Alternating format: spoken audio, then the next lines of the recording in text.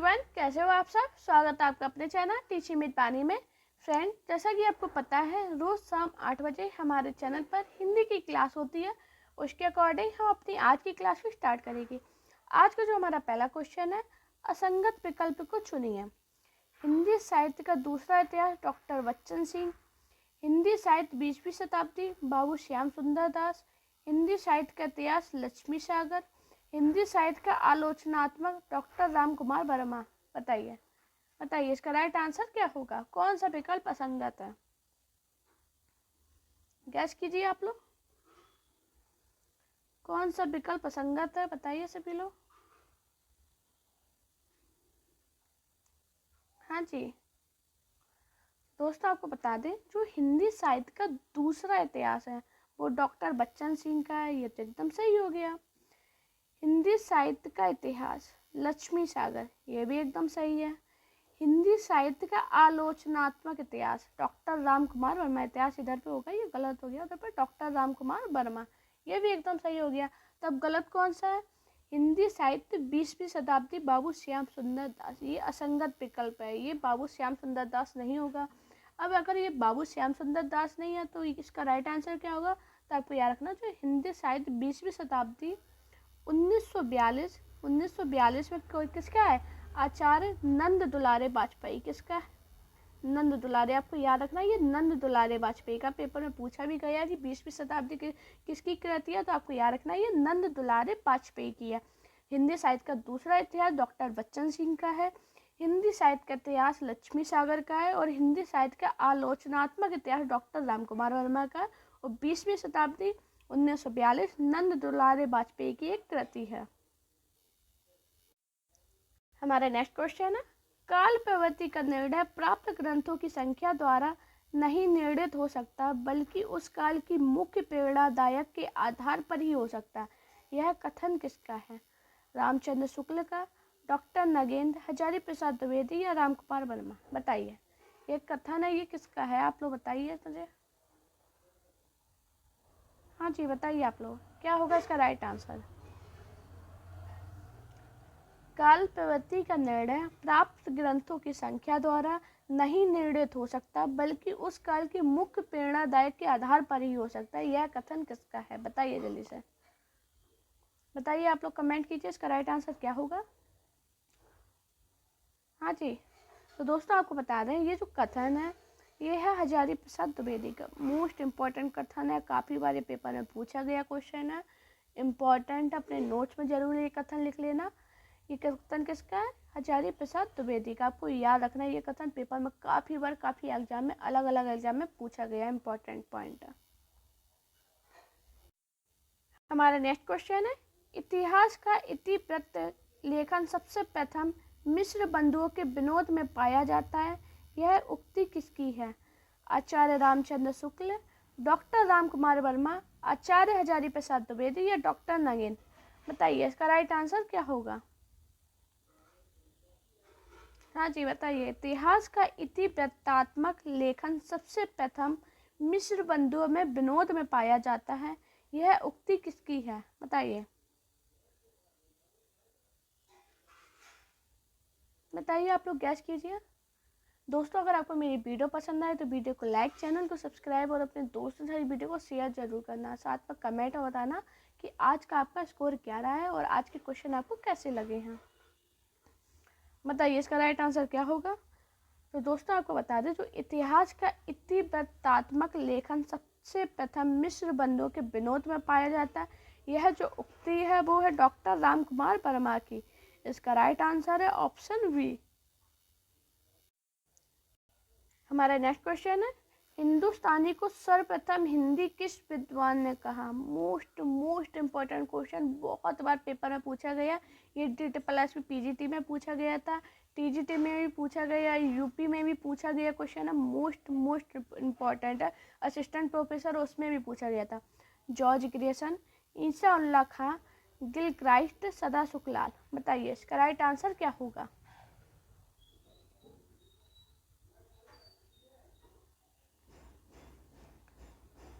अगर आप TGT PGT की तैयारी कर रहे हो तो आप ये क्वेश्चन अगर डेली सॉल्व कर रहे हो तो ये समझ लीजिए आपकी पूरी तैयारी हो जाएगी। आप हिंदी में आपको बिल्कुल टेंशन लेने की ज़रूरत नहीं है, पेपर में यही क्वेश्चन पूछे जाते हैं और ज़्यादातर क्वेश्चन रिपीट भी होते हैं। बताइए इसका राइट आंसर क्या होगा, बताइए सभी लोग।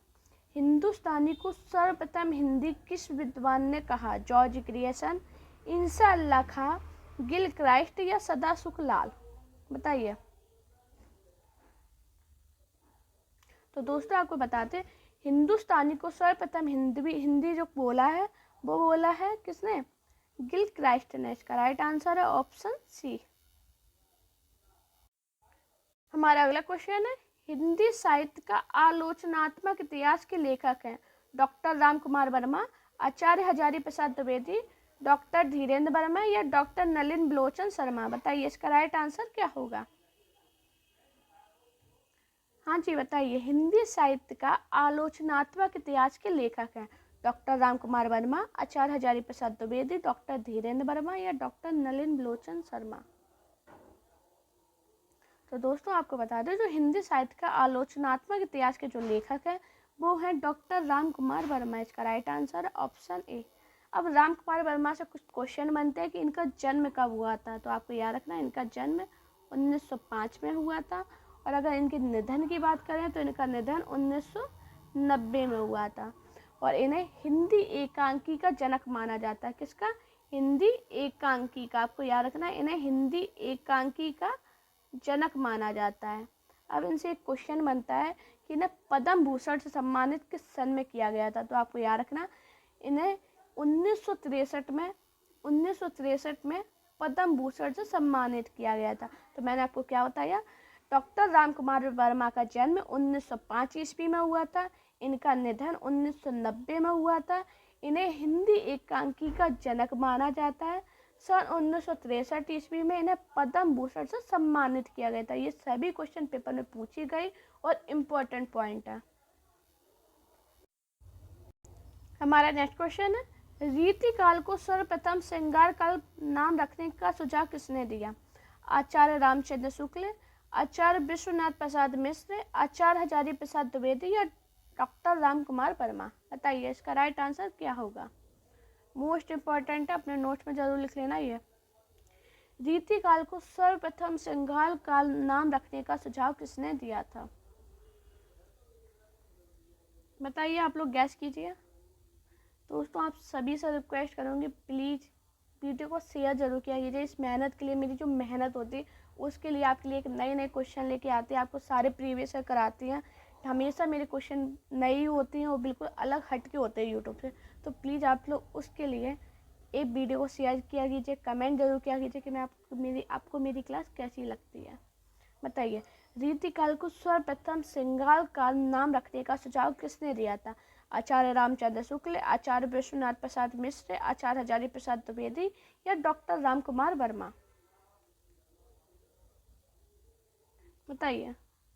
तो दोस्तों आपको बता दें, जो रीति काल को सर्वप्रथम श्रृंगार काल नाम रखने का सुझाव जो दिया था वो दिया था आचार्य विश्वनाथ प्रसाद मिश्र ने। इसका राइट आंसर है ऑप्शन बी। हमारा नेक्स्ट क्वेश्चन है, गासा द तासी के इतिहास ग्रंथ इस्तवाद द ला लिटरेचर इंदुई ए हिंदुस्तानी का दूसरा संस्करण कब प्रकाशित हुआ था? 1848 में, 1871 में, 1868 में, 1888 में? बताइए आप लोग इसका राइट आंसर क्या होगा। गैस कीजिए आप लोग अपनी तरफ से कि इसका राइट आंसर क्या होगा। ये यूपी टीजीटी 2021 में पूछा गया क्वेश्चन है। बताइए इसका राइट आंसर क्या है। गासा द तासी के इतिहास ग्रंथ इस्तवाद द ला लिटरेचर इंदुई ए हिंदुस्तानी का दूसरा संस्करण कब प्रकाशित हुआ? 1848, 1871, 1868, 1888? तो दोस्तों आपको याद रखना है, जो गासा द तासी का इतिहास ग्रंथ था इस्तवाद द ला लिटरेचर इंदुई ए हिंदुस्तानी का दूसरा जो संस्करण प्रकाशित हुआ था वो हुआ था 1871 ईस्वी में। इसका राइट आंसर है ऑप्शन बी। अब इनसे एक क्वेश्चन बनता है कि गासा दास तासी ने अपनी पुस्तक की रचना किस भाषा में की है। ये क्वेश्चन पूछा गया है कि गासा दास तासी ने अपनी पुस्तक की रचना किस भाषा में की है। तो आपको याद रखना इन्होंने की थी फ्रेंच भाषा में। किस भाषा में की? फ्रेंच भाषा में। मोस्ट इम्पॉर्टेंट पॉइंट अपने नोट्स में जरूर लिखना। गासा दत्तासी ने अपनी पुस्तक की रचना जो की थी वो की थी फ्रेंच भाषा में। हमारा नेक्स्ट क्वेश्चन है, रामचंद्र शुक्ल का हिंदी साहित्य का इतिहास सबसे पहले किस ग्रंथ की भूमिका के रूप में छपा था? हिंदी शब्द सागर, हिंदी साहित्य सागर, हिंदी साहित्य कोश या हिंदी सरित सागर? बताइए इसका राइट आंसर क्या होगा। ये भी यूपी टीजीटी 2021 में पूछा गया क्वेश्चन है। बताइए रामचंद्र शुक्ल का हिंदी साहित्य का इतिहास पहले किस ग्रंथ की भूमिका के रूप में छपा था? बताइए आप लोग इसका राइट आंसर क्या होगा। हाँ जी दोस्तों, आपसे बस यही कहूँगी, आप किसी भी एग्जाम की तैयारी कर रहे हो, TGT, PGT, TPT, triple SP, TGT या कोई प्रवक्ता परीक्षा की तैयारी कर रहे हो, आप ये क्वेश्चन पढ़िए। ये पेपर में पूछे गए, एजिटिक पूछे गए हैं, मैंने कहीं से बनाई नहीं है, ये मॉक टेस्ट नहीं है, ये प्रीवियस पेपर है जो पेपर में पूछे गए थे, मैंने वही क्वेश्चन आपको कराए हैं। जिससे अगर आपकी तैयारी है, अगर नहीं भी है तो आप अगर ये क्वेश्चन याद कर लोगे तो आपका ये समझ लीजिए आपका प्रीवियस ईयर लग रहा है, आपकी आधी तैयारी हो जाएगी। आधी क्या मतलब, अगर आपने पढ़ा है पहले से तो आपका रिवीजन हो रहा है, और अगर नहीं पढ़ा है तो आप इधर से तैयारी कीजिए। मैं एक एक क्वेश्चन को बहुत अच्छे से आपको इसलिए बता रही हूँ कि अगर इससे ऐसा क्वेश्चन बने तो आपका गलत नहीं होना चाहिए। अब आपका काम है पढ़ना। अगर आप मेरी क्लास को ध्यान से पढ़ते हो, छोटी छोटी बातों को सुनते हो, तो आपके लिए बहुत आसान हो जाएगा। और ये जो PDF है ये मैं आपको टेलीग्राम चैनल पर सेंड कर दूँगी, जिससे आप एक क्वेश्चन का रिवीजन मार सकते हो। एक बार पहले आप क्लास पढ़ लीजिए, उसके बाद इसे खुद अपनी तरफ से सॉल्व कीजिए तो आपको ज़्यादा समझ में आएंगे क्वेश्चन। बताइए रामचंद्र शुक्ल का हिंदी साहित्य का इतिहास पहले किस ग्रंथ की भूमिका के रूप में छपा था? तो दोस्तों बताइए, तो आपको याद रखना है इसका राइट आंसर है ऑप्शन ए, हिंदी शब्द सागर। जो हिंदी रामचंद्र शुक्ल का हिंदी साहित्य का इतिहास है वो उसकी जो भूमिका के रूप में छपा था वो था हिंदी शब्द सागर। और कब छपा था? तो 1929 ईस्वी में प्रकाशित हुआ था। आपको याद रखना 1929 ईस्वी में यह प्रकाशित हुआ था। ये पेपर में सन भी पूछी जा सकती है। अभी तो ये डायरेक्ट क्वेश्चन पूछा गया था, सन नहीं पूछी गई थी, लेकिन मैं आपको बता दे रही हूँ अगर सन पूछी जाए, बाई चांस सन अगली बार रख दे तो आपको याद होना चाहिए। हमारा नेक्स्ट क्वेश्चन है, हिंदी साहित्य का आदिकाल हिंदी का एक इतिहास ग्रंथ है। इस ग्रंथ के रचनाकार का नाम है रामचंद्र शुक्ल, हजारी प्रसाद द्विवेदी, नलिन बिलोचन शर्मा या रामविलास शर्मा? बताइए इसका राइट आंसर क्या होगा। ये भी टाइट पीजीटी 2014 में पूछा गया क्वेश्चन है। बताइए इसका राइट आंसर क्या होगा। दोस्तों प्लीज़ आपसे सभी से रिक्वेस्ट कर रही हूँ, मैं बार बार रिक्वेस्ट कर रही हूँ, प्लीज़ वीडियो को शेयर जरूर करना। एक मोटिवेशन आता है कि आप लोग मेरी वीडियो को शेयर कर रही हो, आप लोग प्यारा सा कमेंट कर रहे हो, तो एक मोटिवेशन हो जाता है कि आपके लिए और अच्छी क्लास लाएँ, जिससे आपका और ज़्यादा फ़ायदा हो जाए। मैं आपसे कुछ भी मांगती हूँ, बस एक शेयर, कमेंट और लाइक मांगती हूँ प्लीज़। हिंदी साहित्य का आदिकाल हिंदी का एक इतिहास ग्रंथ है। इस ग्रंथ के रचनाकार का नाम है, बताइए। तो दोस्तों बताइए इसका राइट आंसर क्या होगा। आपको याद रखना है हिंदी साहित्य का आदिकाल जो कि 1952 ईस्वी का एक इतिहास ग्रंथ है। कब का है? 1952 ईस्वी का एक इतिहास ग्रंथ है। और अगर इस ग्रंथ के रचनाकार की बात करें तो इसके रचनाकार है हजारी प्रसाद द्विवेदी। इसका राइट आंसर है ऑप्शन बी। आपको सन भी याद रखनी। हिंदी साहित्य का आदिकाल 1952 ईस्वी का एक इतिहास ग्रंथ है। इस ग्रंथ के अगर रचनाकार की बात करें तो आचार्य हजारी प्रसाद द्विवेदी हैं। हमारा नेक्स्ट क्वेश्चन है, आचार्य रामचंद्र शुक्ल ने रीति काल का समय माना है 1600 से 1800, 1700 से 1900, 1500 से 1750 या 1600 से 1850? बताइए इसका राइट आंसर क्या होगा। आचार्य रामचंद्र शुक्ल के अनुसार रीति काल का समय क्या है। ये भी यूपी टीजीटी 2016 में पूछा गया क्वेश्चन है। बताइए इसका राइट आंसर क्या होगा।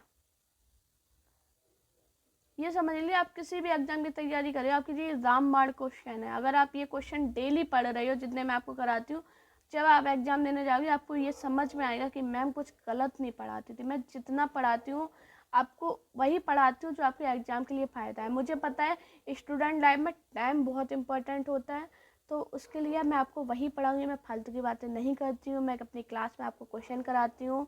मेरी 10 मिनट की क्लास हो, 20 मिनट की क्लास हो, आपको जो क्वेश्चन मिलेंगे वो एकदम आपके लिए रामबाण मिलेंगे। क्वेश्चन है आपके लिए अमृत समान है। ये समझो, आप किसी भी एग्जाम की तैयारी करो, ये पढ़ रहे हो, आपका फायदा होगा।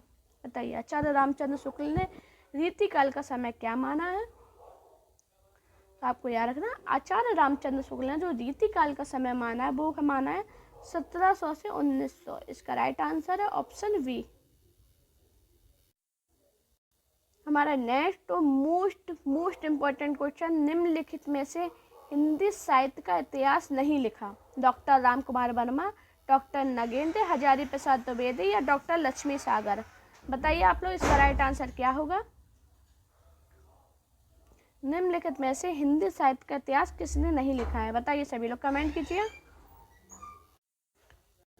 बताइए आप लोग, इसका राइट आंसर क्या होगा?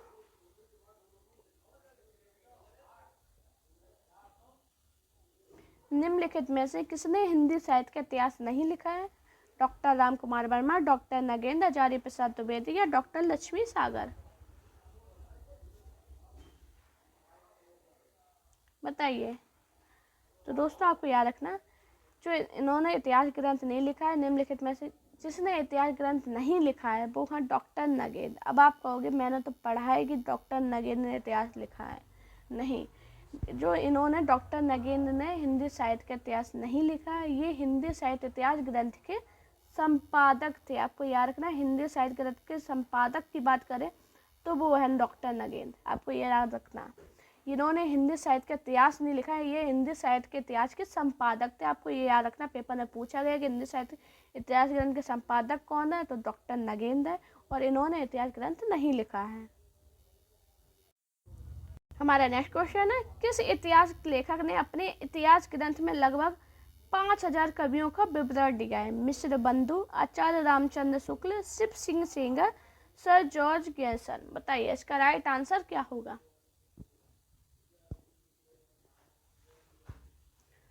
बताइए, इसका राइट आंसर क्या है?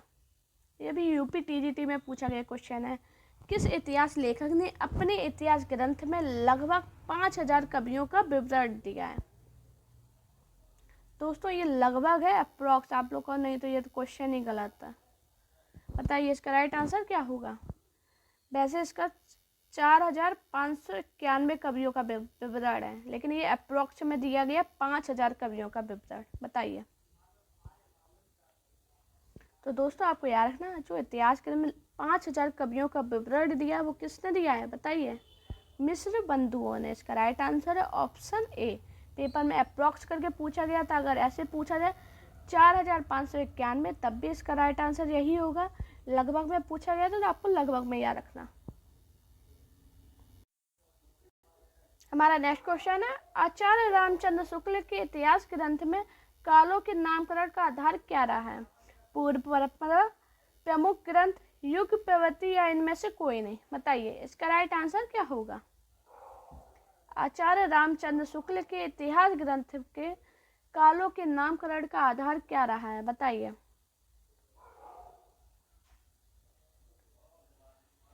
बताइए, इसका राइट आंसर क्या होगा?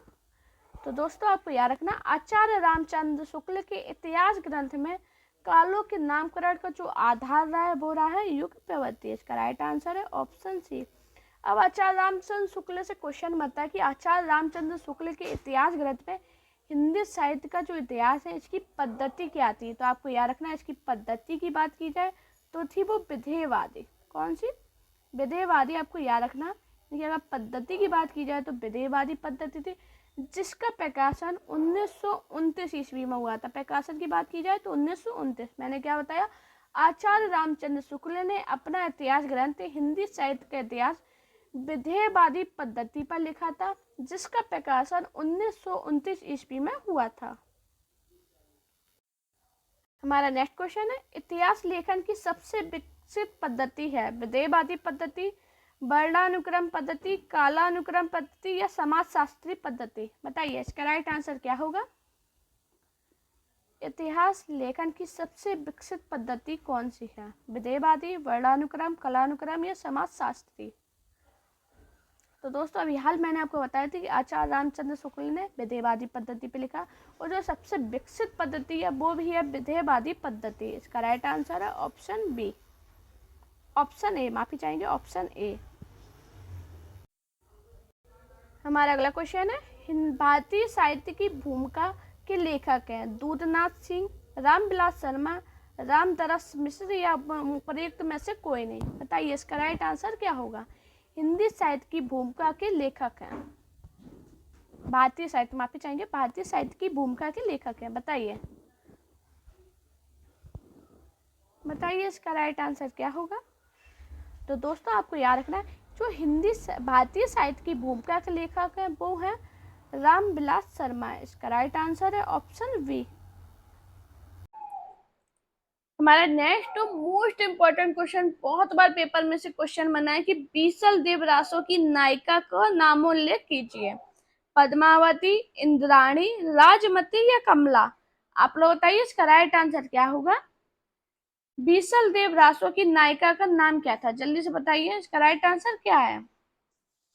तो दोस्तों आपको याद रखना, जो बीसल देवरासों की नायिका है वो है राजमती। तो इसका राइट आंसर होगा ऑप्शन सी। बहुत इंपॉर्टेंट क्वेश्चन है। अभी तक से क्वेश्चन बनता है कि बीसल देवदासों की नायिका का तो आपने राजमती बता दिया है, अब इसमें खंड कितने हैं, ये है क्या, आप जल्दी से बताइए। तो दोस्तों आपको याद रखना, ये जो है एक वीर गीत काव्य है। कौन सा काव्य है, वीर गीत काव्य। सबसे पहले तो आपको ये याद रखना, पेपर में बहुत पूछा गया है। अब ये किसकी रचना है, तो आपको याद रखना ये किसकी रचना है, नरपति नल्ला की रचना है। ये भी बहुत पेपर में पूछा गया कि बीसल देवदासों किसकी रचना है, नरपति नल्ला की है।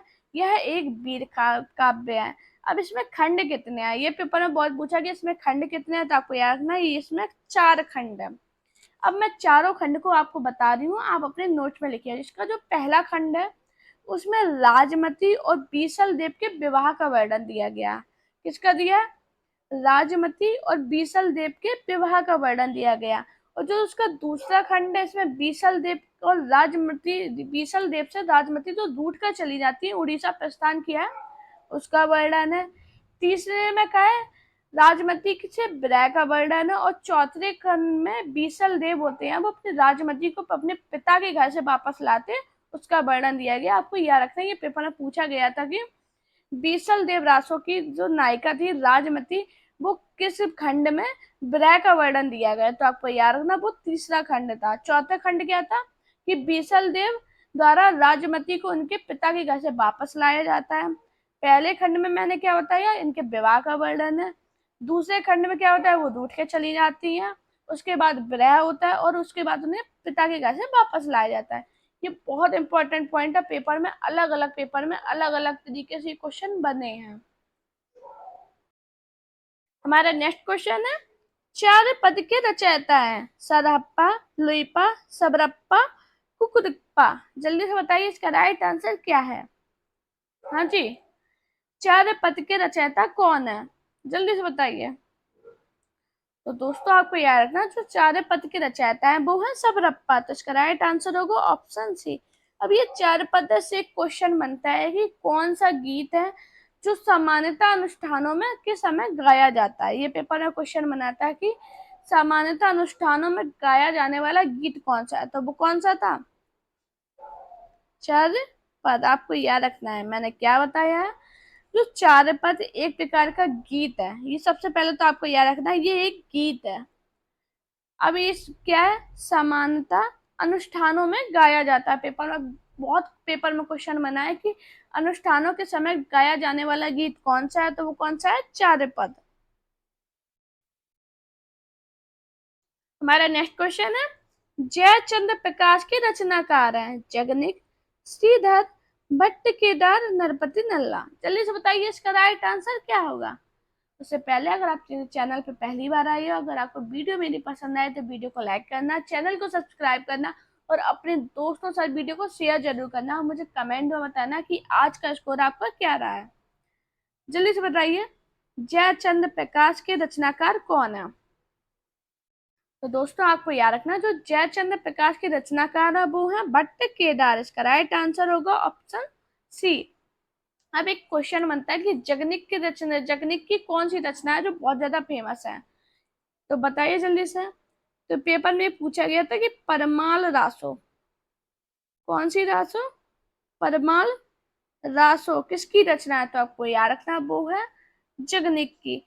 अब एक क्वेश्चन बना था रणमल छंद, रणमल छंद किसकी रचना है, ये पेपर में बना था क्वेश्चन कि रणमल छंद किसकी रचना है, तो आपको याद रखना वो किसकी है, श्रीधर की।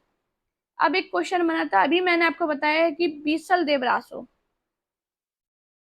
बीसल देवरासो, अगर बीसल देवरासो की बात की जाए तो वो किसकी रचना है, नरपति नल्ला की। ये पेपर में रचनाएं बहुत पूछी गई हैं कि परमाल रासो किसकी रचना है, आपको याद रखना जगनिक की है। रणमल छंद किसकी है, श्रीधर की है। पट्ट केदार की कौन सी रचना है, जयचंद्र प्रकाश, जयचंद्र प्रकाश के रचनाकार कौन है, भट्ट केदार। बीसल देवरासो के रचनाकार कौन है, नरपति नल्ला है। ये चार रचनाएं ऐसी हैं पेपर में हर एग्जाम में पूछी गई। मैंने जब प्रीवियस पेपर देखे तो जाने कितने एग्जाम में ये रचनाएं बार बार रिपीट हुई हैं। अपने नोट्स में जरूर लिखना, जब आप एग्जाम देने जाओगे आप ये रचना याद होगी ना, करके आओगे तब आपको खुद समझ में आएगा मैं क्यों बार बार कहती हूँ कि अपने नोट्स में लिखना। हमारा नेक्स्ट क्वेश्चन है कुमारपाल प्रतिबोध किसकी रचना है, सोमप्रभ सूरी, सायंधर, हेमचंद्र सूरी या मेरु तुंग, जल्दी से बताइए इसका राइट आंसर क्या होगा। कुमारपाल प्रतिबोध किसकी रचना है। आज के जितने भी क्वेश्चन हैं ये सभी इंपॉर्टेंट है, यानी कितने एग्जाम में बार बार रिपीट हुए हैं। तो अलग से जो मैं पॉइंट बता रही हूँ अपने नोट्स में जरूर लिखना, जब एग्जाम देके आओगे जब समझ में आएगा मैं क्यों बार बार कहती थी कि अपने नोट्स में लिखिए। कुमारपाल प्रतिबोध किसकी रचना है, जल्दी से बताइए। तो दोस्तों आपको याद रखना जो कुमारपाल प्रतिबोध रचना है वो है सोमप्रभ सूरी की, तो इसका राइट आंसर होगा ऑप्शन ए। अब सायंगधार से एक क्वेश्चन बनता है कि हम्मीर रासो किसकी रचना है, कौन सी, हम्मीर रासो, ये बहुत पूछी गई है रचना कि हम्मीर रासो किसकी रचना है, तो आपको याद रखना वो है सायंगधर की। हेमचंद्र सूरी से क्वेश्चन बनता है कि कुमारपाल चरित्र किसकी रचना है, कौन सी रचना, कुमारपाल चरित्र। वैसे दोस्तों मैं रचनाओं की क्लास आपको डालती रहती हूँ तो वो क्लास जरूर देखा कीजिए, जिसमें मैं वो रचनाएं आपको कराती हूँ जो पेपर में पूछी जाती हैं, और मैं थोड़े थोड़े दिन के गैप में वो क्लास जरूर डालती रहती हूँ रचनाओं की। इस वजह से डालती रहती हूँ, एक साथ आपको रचनाएं याद होंगी नहीं। किताबें सभी के पास होती हैं लेकिन उसके बाद भी नहीं होती याद। अगर आप 10-10 मिनट की वीडियो में अगर आपको कुछ रचनाएं याद हो रही तो ये समझिए आपके लिए कुछ नहीं आपका जा रहा। आप एक टाइम पास में अगर मेरी क्लास देख रहे हो उसके बाद भी आपको रचनाएं याद हो रही तो इसमें आपका ही फायदा है। एक मेरू तुमसे क्वेश्चन बनता है कि प्रबंध चिंतामणि, प्रबंध चिंतामणि, राइटिंग की थोड़ी प्रॉब्लम होती है तो प्लीज आप एडजस्ट किया कीजिए। प्रबंध चिंतामणि किसकी रचना है, तो आपको याद रखना वो किसकी है, मेरु तुंग की। मैंने इधर क्या बताया, कुमारपाल प्रतिबोध किसकी रचना है, सोमप्रभ सूरी की, सायंगधर की हम्मीर रासो, हेमचंद्र सूरी की कुमारपाल और मेरु तुंग की प्रबंध चिंतामणि। ये ऐसी रचनाएं जो पेपर में पूछी ही गई हैं। आप अपने प्रीवियस अगर खुद लगाते हो तो आपको समझ में आएगा कि मैं क्यों बार बार कह रही हूँ कि ये रचनाएं आई हैं, क्योंकि ये पूछी ही जाती हैं, यही रचनाएं पूछता। आज के टाइम पे वो छोटी छोटी रचना नहीं पूछता कि उर्वशी किसकी है, कि तुलसीदास किसकी रचना है, ये रचनाएं पूछी जाती है पेपर में। हमारा नेक्स्ट क्वेश्चन है संदेश रासक के लेखक हैं नरपति नल्ला, चंद्रवरदाई, अब्दुल रहमान या जगनिक, जल्दी से बताइए इसका राइट आंसर क्या होगा। हाँ जी दोस्तों कमेंट जरूर किया कीजिए कि आपको क्लास कैसी लगती है, जैसे एक मुझे आइडिया लगे। और मुझे कमेंट में जरूर बताना आप किस किस एग्जाम की तैयारी कर रही हो, आपके कब एग्जाम है, मुझे कमेंट में जरूर बताना। साथ में आप मुझे ये भी बताना कि आपका कौन सा टॉपिक है जिसमें आपको प्रॉब्लम हो रही है, मुझे कमेंट करना, मैं वो आपको टॉपिक क्लियर कराऊंगी, ये मेरी गारंटी है। और बताना आपकी गारंटी है, आप मुझे बताओगे तो मैं वो टॉपिक जरूर कराती हूँ। जितने लोग मुझे कमेंट करते हैं मैम इस टॉपिक पे क्लास बनाइए, मैं वो क्लास जरूर लाती हूँ आपके लिए। हाँ एक आध दिन लेट हो सकता है लेकिन वो क्लास आएगी आपके लिए, क्योंकि मुझे भी समय लगता है क्वेश्चन ढूंढने में, लेकिन मैं वो क्लास लाती हूँ।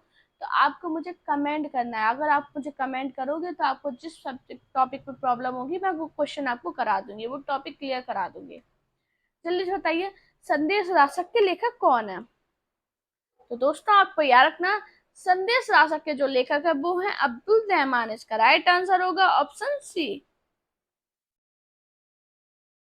हमारा नेक्स्ट क्वेश्चन है, विद्यापति की पदावली मैथिली हिंदी में रचित होने पर भी निम्नलिखित में से किससे प्रभावित है? बांग्ला, बिहारी, मराठी या उड़िया? जल्दी से बताइए इसका राइट आंसर क्या होगा। हाँ जी, जो विद्यापति की पदावली मैथिली हिंदी में रचित होने पर भी किस भाषा से प्रभावित है? जल्दी से बताइए। हाँ जी, अभी मैंने सबसे पहले आपको बताया थी विद्यापति की कौन सी रचना है, पदावली है। इसकी भाषा की बात बताई थी तो मैंने बताया था मैथिली। ये पेपर में पूछा गया, आपको याद रखना, ये पेपर में पूछे जाते हैं कि ये किसकी रचना है। अब इसका आंसर बताइए। तो दोस्तों आपको याद रखना, जो विद्यापति की पदावली मैथिली हिंदी में रचित होने पर भी ये बांग्ला भाषा से प्रभावित है। तो इसका राइट आंसर होगा ऑप्शन ए। बहुत इंपॉर्टेंट क्वेश्चन है, पेपर में पूछा गया है। अब एक क्वेश्चन बनता है कि विद्यापति हैं ये कौन से संप्रदाय के कवि थे? ये पेपर में पूछा गया कि विद्यापति निम्न में से किस संप्रदाय के कवि थे। तो दोस्तों आपको याद रखना, जो विद्यापति हैं वो शैव संप्रदाय के कवि थे। मैंने क्या बताया, विद्यापति की मैं पदावली हिंदी में किस रचना किससे प्रभावित है, किस भाषा से? बांग्ला भाषा से। जो विद्यापति हैं वो शैव संप्रदाय के कवि थे। हमारा नेक्स्ट क्वेश्चन है, आदिकाल को चारण काल इनमें से किस हिंदी साहित्य के लेखक ने कहा? शिव सिंह सेंगर, राम कुमार वर्मा, मिश्र बंधु या डॉक्टर मोहन अवस्थी? जल्दी से बताइए इसका राइट आंसर क्या होगा। हाँ जी, दोस्तों मैं आपसे एक क्वेश्चन पूछना चाहूंगी। आप लोग मुझसे कहते हो कि मैम आप रिकॉर्ड करके क्लास देती हो, तो एक बात बताइए, मैं रिकॉर्ड करके अभी दे रही हूँ तो मेरी अभी कुछ मजबूरियां हैं, मैं अब लाइव अभी नहीं आ सकती हूँ। उसके कुछ कारण है, कुछ इसी वजह से अभी लाइव नहीं आ रही हूँ।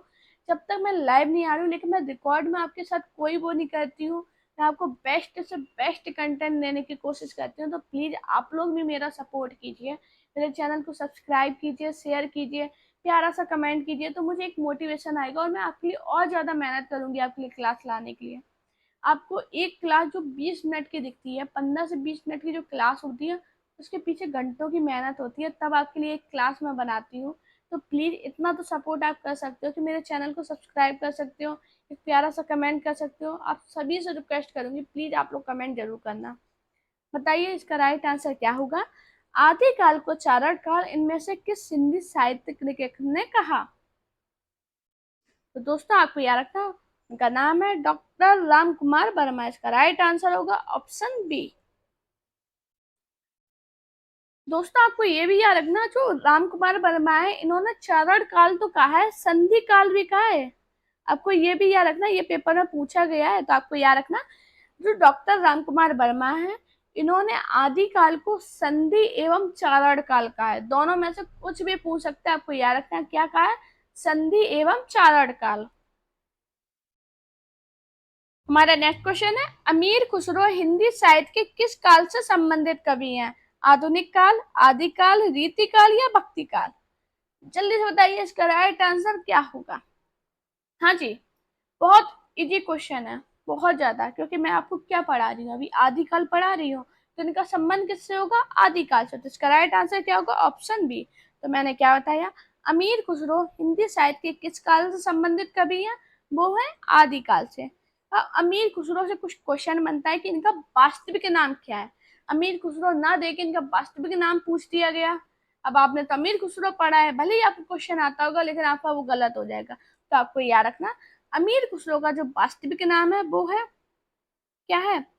अबुल हसन। क्या नाम है? अबुल हसन। ये किसके शिष्य थे? अगर पेपर में पूछा दिया जाए कि अमीर खुसरो किसके शिष्य थे, तो क्या बताओगे? निजामुद्दीन, किसके थे? जल्दी से बताइए। निजामुद्दीन औलिया के। लिख लिए ना आपने? अमीर खुसरो निजामुद्दीन औलिया के शिष्य थे। मैंने क्या बताया, अमीर खुसरो हिंदी साहित्य के किस काल से संबंधित है? आदिकाल से। इनका वास्तविक नाम क्या था? तो इनका वास्तविक नाम अबुल हसन था। ये आपको याद रखना, अबुल हसन, ये बहुत पूछा गया। दोस्तों मैंने उपनाम की क्लास बनाई है, तो एक बार जरूर देखना, बहुत इंपॉर्टेंट क्लास है। उसमें उपनाम से मैंने बुक बताई है, जो पेपर में नाम ना दे के उनका उपनाम पूछ देते, उनका वास्तविक नाम पूछ देते। ऐसे क्वेश्चन बहुत बनते हैं और हमारे गलत भी हो जाते हैं। ज़्यादा बड़ी वो क्लास नहीं है, 10-12 मिनट की क्लास होगी, देखना। उसमें आपको बहुत इंपॉर्टेंट पॉइंट है वो आपको मिल जाएंगे। और साथ में इसकी जो पीडीएफ है मैंने टेलीग्राम चैनल पर सेंड कर रखी है, तो वो जरूर डाउनलोड कर लेना, जिससे आप जब तैयारी करने बैठो आप खुद देखना, आप क्वेश्चन सॉल्व करोगे, आपको खुद समझ में आ जाएगा आपको कितनी हेल्प हो रही है उस क्लास से। हमारा नेक्स्ट क्वेश्चन है, दान वाक्यावली के रचनाकार हैं विद्यापति, जयदेव, भूषण या पद्माकर। चलिए बताइए इसका राइट आंसर क्या होगा। हाँ जी दोस्तों, दान वाक्यावली के रचनाकार कौन है, तो आपको याद रखना वो है विद्यापति। बहुत इंपॉर्टेंट क्वेश्चन है। अब इधर से एक क्वेश्चन बनता है कि विद्यापति के गुरु का नाम क्या था। जल्दी से बताइए सभी लोग, मुझे कमेंट कीजिए अभी हाल। विद्यापति के गुरु का नाम क्या था। तो दोस्तों आपको याद है ना, विद्यापति के जो गुरु थे उनका नाम था पंडित हरि मिश्र। मैंने क्या बताया, दान वाक्यावली के रचनाकार कौन थे, विद्यापति थे। विद्यापति के गुरु का नाम क्या था, पंडित हरि मिश्र। बहुत इंपॉर्टेंट पॉइंट है, अपने नोट्स में जरूर लिखना। मैं आपसे बार बार कहती हूँ अपने नोट्स में लिखिए। मैं इसलिए नहीं कहती हूँ कि आप मेरी क्लास देख रहे हो, मैं इसलिए कहती हूँ जब आप अपने नोट्स बनाओ ना, तो आपको मेरी क्लास भी नहीं ढूंढने पड़े, आप डायरेक्ट जाइए अपने नोट्स पढ़िए और पेपर दीजिए। हमारा नेक्स्ट क्वेश्चन है, विद्यापति को कृष्ण भक्तों की परंपरा में न समझना चाहिए, यह इनमें से किसका कथन है। हजारी प्रसाद द्विवेदी, राम कुमार वर्मा, बच्चन सिंह या रामचंद्र शुक्ल या बच्चन सिंह। जल्दी से बताइए इसका राइट आंसर क्या होगा। हाँ जी, जल्दी से बताइए। विद्यापति को कृष्ण भक्तों की परंपरा में न समझना चाहिए, यह इनमें से किसका कथन है। तो दोस्तों आपको याद रखना है, ये जो कथन है वो है रामचंद्र शुक्ल का। तो इसका राइट आंसर होगा ऑप्शन सी। हमारा नेक्स्ट क्वेश्चन है, आदिकाल के अंतर्गत सरहप्पा, लुइपा आदि कवि किस साहित्य से संबंध है। रासो साहित्य, सिद्ध साहित्य, जैन साहित्य या लौकिक साहित्य। जल्दी से बताइए इसका राइट आंसर क्या होगा। हाँ जी, आदिकाल के अंतर्गत सरहप्पा, लुइपा आदि किस साहित्य से संबंधित। जल्दी से बताइए। तो दोस्तों याद रखना, इसका राइट आंसर होगा ऑप्शन बी। मैंने क्या बताया, आदिकाल के अंतर्गत सरहप्पा, लुइपा आदि कवि जो है वो किस साहित्य से संबंध है, सिद्ध साहित्य से। हमारा नेक्स्ट क्वेश्चन है, निम्नलिखित काव्य धारा में से कौन सी काव्य धारा भक्ति काल के अंतर्गत नहीं आती है। राम भक्ति काव्य धारा, ज्ञानाश्री काव्य धारा, रासो काव्य धारा या कृष्ण भक्ति काव्य धारा। जल्दी से बताइए इसका राइट आंसर क्या होगा। हाँ जी, क्या होगा इसका राइट आंसर। निम्नलिखित काव्य धाराओं में से कौन सी काव्य धारा भक्ति काल के अंतर्गत नहीं आती है। जल्दी से बताइए। तो दोस्तों आपको याद रखना, इसका राइट आंसर है ऑप्शन सी, रासो काव्य धारा। अब आपका काम है, आपको मुझे ये बताना भक्ति काल के अंतर्गत कौन सी काव्य धारा आती है। ये मुझे कमेंट करना कि भक्ति काल के अंतर्गत कौन कौन सी काव्य धाराएं आती हैं। देखते कितने लोग इसका आंसर सही बता पाते हैं। हमारा नेक्स्ट क्वेश्चन है, सिद्ध सामंत युग की कविताओं की सृष्टि आकाश में नहीं हुई है, वे हमारे देश की ठोस धरती की उपज है, यह कथन किसका है।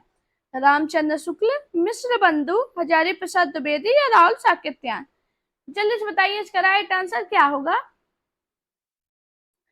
सिद्ध सामंत युग की कविताओं की सृष्टि आकाश में नहीं हुई है, वे हमारे देश की ठोस धरती की उपज है, यह कथन किसका है। तो दोस्तों आपको याद रखना है, ये जो कथन है वो है राहुल साकित्यान का। इसका राइट आंसर होगा ऑप्शन डी। फ्रेंड, अगर आपको मेरी वीडियो पसंद आई हो तो वीडियो को लाइक कीजिए, चैनल को सब्सक्राइब कीजिए और अपने दोस्तों से वीडियो को शेयर कीजिए। साथ में मेरा टेलीग्राम अकाउंट टीचिंग विद वानी और मेरा इंस्टाग्राम अकाउंट वानी शर्मा ऑफिशियल में मुझे फॉलो कीजिए। अपना प्यार और सपोर्ट चैनल पर चिपकार बनाए रखिए। Thank you guys watching this video.